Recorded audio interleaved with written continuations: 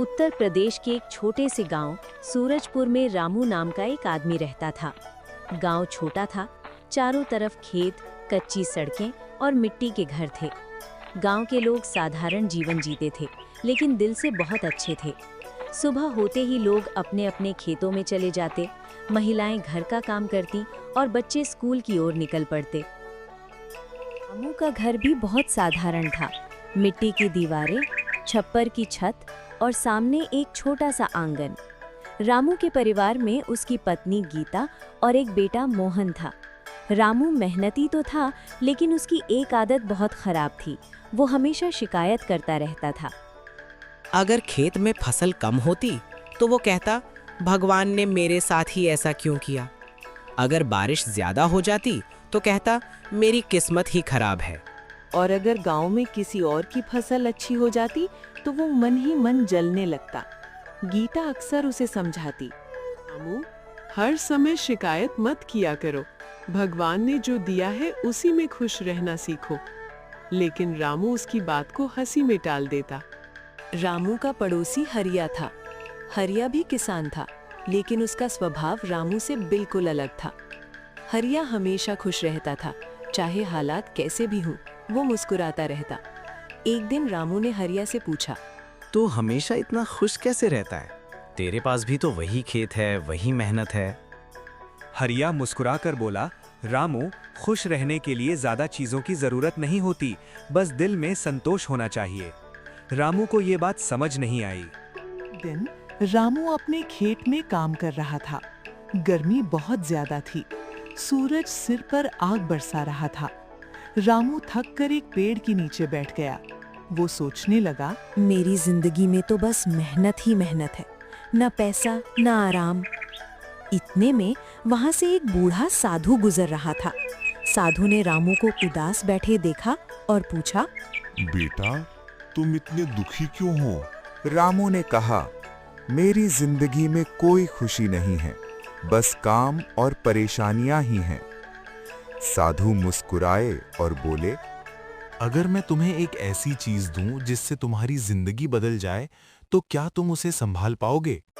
रामू ने तुरंत कहा, हाँ बाबा, मैं जरूर संभालूंगा।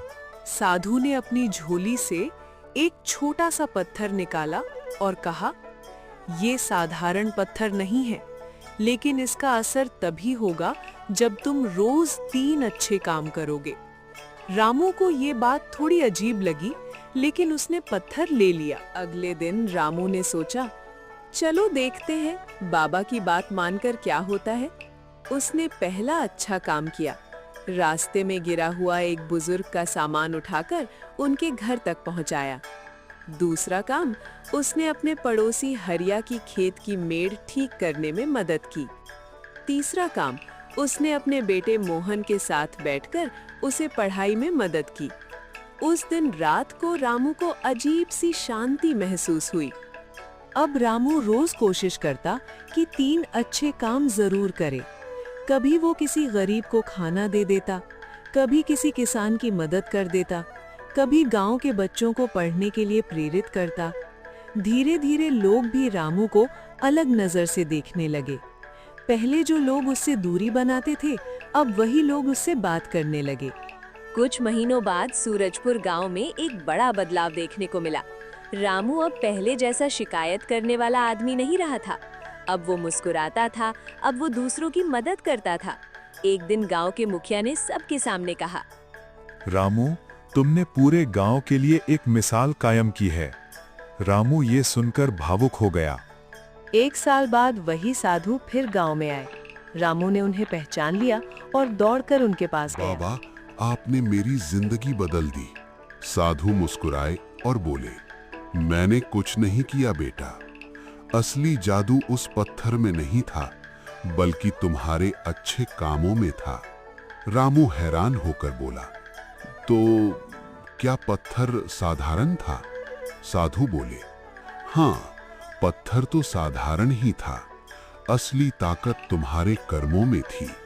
रामू की आंखों में आंसू आ गए। रामू को उस दिन समझ आ गया कि खुशी बाहर नहीं, हमारे अंदर होती है। शिकायत करने से जिंदगी नहीं बदलती। दूसरों की मदद करने से दिल में सच्ची शांति मिलती है।